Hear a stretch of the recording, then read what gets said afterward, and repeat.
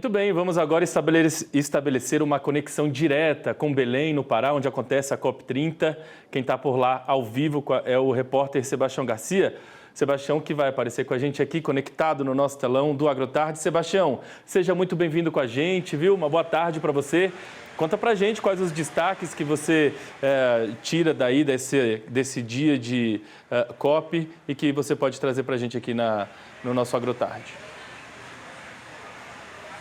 Ótimo, Felipe. Boa tarde, tudo bem? Pois é, a gente fecha a primeira semana da COP30, eu diria um pouco tensa aí, né? Com as manifestações que ocorreram por indígenas lá na Blue Zone, né? Que é a área principal de relações diplomáticas e discussões muito importantes, né?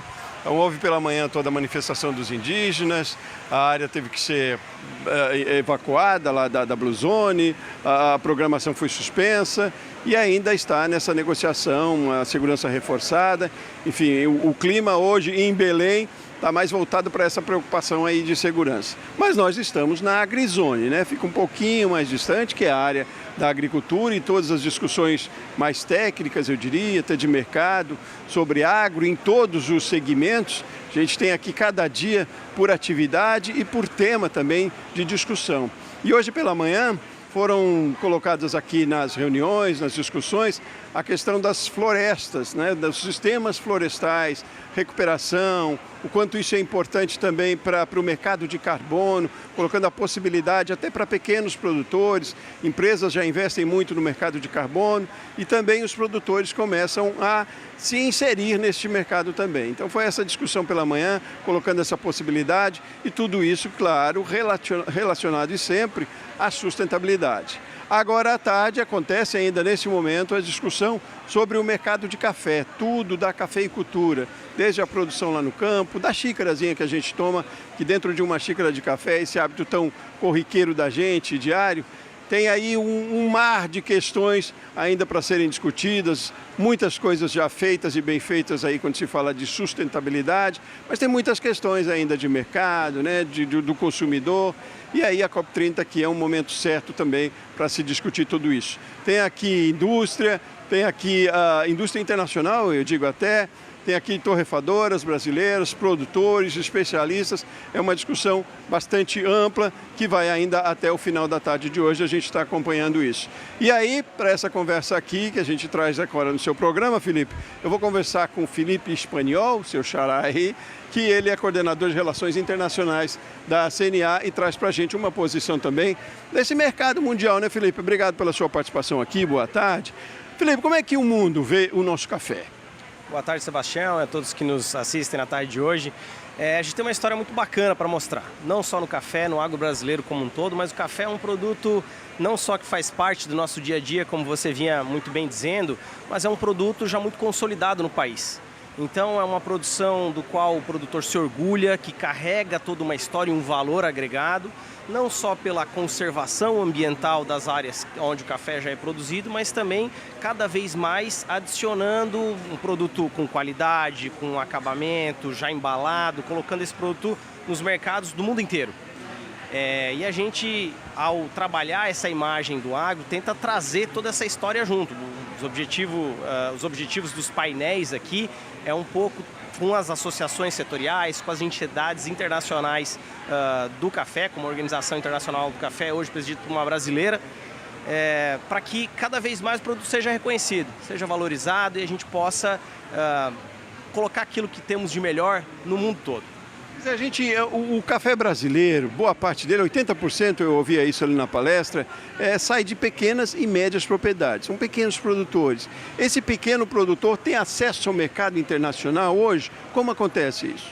Tem sim, isso a gente não trabalha só aqui em eventos como a COP, que são talvez discussões mais técnicas para apoiar os negociadores brasileiros em questões diplomáticas, como você também falou há pouco. Mas nós tentamos fazer uma série de projetos para colocar o produtor direto no mercado internacional. Vou dar um exemplo agora muito recente, que tivemos a Semana Internacional do Café, lá em Minas Gerais.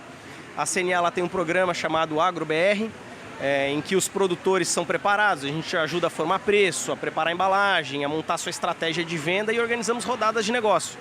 Então, os resultados ainda não foram totalmente encerrados, porque as negociações começaram durante a SIC e se estendem, mas o número estimado até aqui foi de 29 milhões de dólares de vendas nas rodadas de negócio que a gente promoveu durante a Semana Internacional do Café. Para o próximo ano, nós já estamos com uma outra missão sendo preparada, que é a World of Coffee, uma outra feira internacional muito importante, essa que acontece em Dubai, nos Emirados. Então lá também a gente leva produtores rurais brasileiros que já colocam o seu produto acabado, torrado, dentro do mercado emirático, e de lá pode vender não só para Dubai, mas para outros países da região. Então essa é uma forma de trazer mais valor para o produtor rural, fazer com que aquele produto que a gente já conhece aqui no Brasil e valoriza tanto também seja consumido lá fora. E já é, né, de certa forma, é bastante reconhecido o nosso café lá fora, né? A sustentabilidade, eu diria, essas práticas conservacionistas que o produtor também já adota, elas são hoje um ativo importantíssimo, forte, tem peso aí no preço, eu diria, até do café? Esse é um desafio ainda. O que nós percebemos enquanto área internacional é, às vezes, até uma certa incongruência.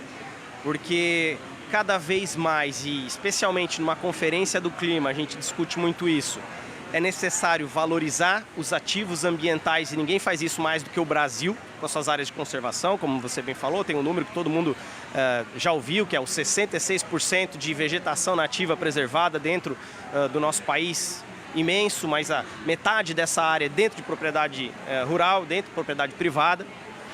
E, por outro lado, o que nós percebemos é uma proliferação de barreiras comerciais, né? Então, barreiras que punem produtores rurais com medidas restritivas ao comércio, que podem ser por questões tarifárias, como a gente vê agora nos Estados Unidos, mas também com barreiras ambientais, com exigências adicionais que vão além do já rigoroso Código Florestal no Brasil, como a gente vê no exemplo da União Europeia. Então, essa incongruência é que precisa ser muito trabalhada, ou seja, se a gente quer assegurar que o produtor rural continue preservando e mantendo a floresta consorciada com a produção rural, a gente precisa gerar um valor, isso precisa trazer um retorno financeiro. Nas discussões internacionais se chama de pagamento por serviços ambientais, e esse ainda é um desafio. Então, fazer com que o mundo traga um reconhecimento pelo serviço ambiental já prestado, em especial pelo produtor rural aqui no Brasil, e fazer com que isso seja valorado, que se transforme em dinheiro no bolso do produtor no final do dia. Você acha que a COP pode ajudar nessa mudança, nesse reconhecimento? Não tenho dúvidas disso. Cada vez mais os temas, viu, Sebastião, Felipe, de comércio e clima estão sendo trabalhados em conjunto. Então, hoje, por exemplo, toda a legislação que trata de comércio é discutida na OMC. As questões ambientais são discutidas nas conferências da ONU, né? Tem a COP, mas tem a de biodiversidade, tem aqui combate e desertificação, que são as 3 conferências. E o Brasil, na presidência atual, criou um fórum, chama Fórum Integrado sobre Comércio e Clima, que tenta juntar essas duas temáticas que estão hoje separadas, fazendo com que o comércio internacional valorize ações que trazem um benefício climático. Vou dar um exemplo de como a gente poderia transformar isso numa prática. Hoje, o maior fato gerador de emissão de gases de efeito estufa é a queima de combustíveis fósseis. Então, se houvesse um incentivo para a conversão para energias mais limpas, por exemplo, em acordos comerciais, incentivar a transferência de tecnologia para energias renováveis, para transferência de tecnologia para placas solares, para eólica, para solar, enfim, você poderia incentivar com que isso fosse adotado em mais larga escala. Então, esse é um exemplo concreto. Você baixa a tarifa comercial com acordos para incentivar a adoção dessas práticas ambientalmente corretas.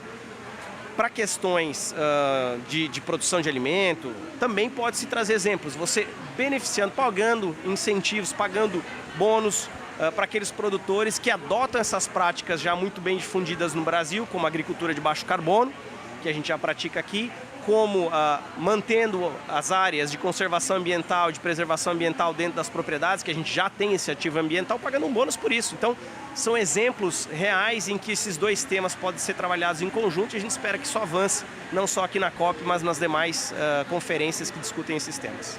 Agora, Felipe, para a gente concluir, a gente fala muito sempre da responsabilidade do produtor, até do mérito sim, mas muito da responsabilidade. Mas é uma cadeia toda, né, Felipe? A indústria, como participa, como ela contribui nisso também. Porque não adianta, de certa forma, o produtor fazer a parte dele lá, para a gente conquistar um mercado internacional, por exemplo, se quando passa pela indústria o processo ainda é muito não sei se eu posso usar esse termo, nocivo talvez, mas eu até conversava ainda há pouco com o representante da indústria e me falava que a indústria está em consonância com toda essa preocupação sustentável também.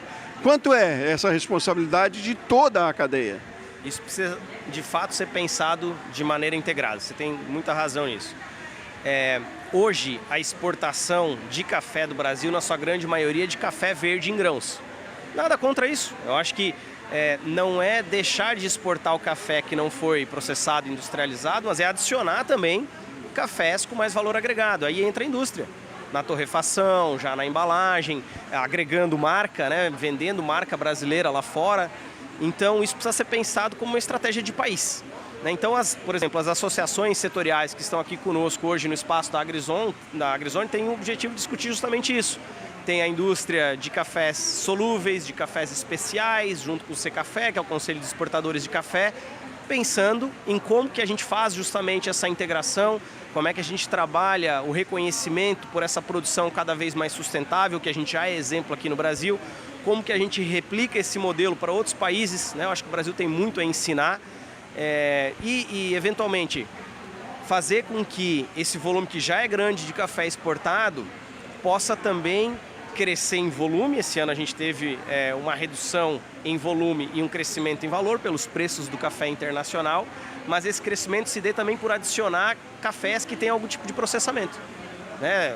Os números aí, eu acho que ele mostram uma margem muito grande para se adicionar nesse mercado, e cada vez mais os consumidores no mundo estão tomando café especial, café que tem história, né? E eu acho que o Brasil pode crescer muito nesse aspecto com a integração da indústria com o produtor rural.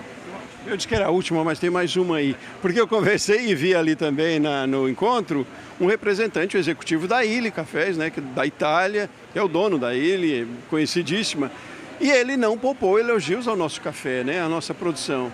Deve dar orgulho para você que trabalha direto também com o setor, de ouvir isso, né? Tem que estar no caminho certo, de certa forma, né?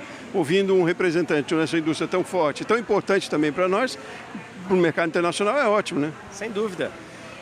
E os europeus, eles processam muito café. Então, como indústria que recebe um insumo brasileiro, eu acho que o reconhecimento dessa qualidade que a gente já vem colocando é fundamental. Talvez o que a gente pode fazer é trazer mais investimento aqui para o Brasil, para que essa produção também ocorra aqui, esse processamento da produção também ocorra aqui, porque a qualidade a gente tem. O volume, o produto que é feito com essas boas práticas todas já disseminadas no Brasil, podem ser talvez melhor acabadas, inclusive aqui, e fazer com que todo mundo ganhe nesse processo. Maravilha, demos um recado. Obrigado, Felipe Espanhol, que é coordenador de Relações Internacionais da CNA. Obrigadíssimo pela sua participação aqui com a gente. Bom evento aí para você também. Felipe, é isso. Eu digo também com muito orgulho, falando desse trabalho que a CNA faz e o Senar também. A gente esteve lá no Vale do Jequitinhonha, em Minas, e viu pequenos produtores, até, Felipe, com uma transformação de vida investindo em cafés especiais também. Então a gente que vai para o campo, né? Você sabe disso também como repórter, quando a gente vai para a rua, que vê o produtor lá se transformando, empenhado e fazendo, é muito mais do que discurso, é a realidade lá. A gente tem essa possibilidade, esse privilégio de conhecer produtores assim e o trabalho desenvolvido por instituições como a CNA e o Senar. É isso, Felipe. Voltamos com você aí, meu caro. Valeu, Sebastião. Muito obrigado pela participação com a gente aqui no AgroTarde. Um agradecimento especial aí também ao Felipe, viu? Uma boa tarde aí de trabalho. E em breve a gente volta com você, com certeza, aí da AgriZone.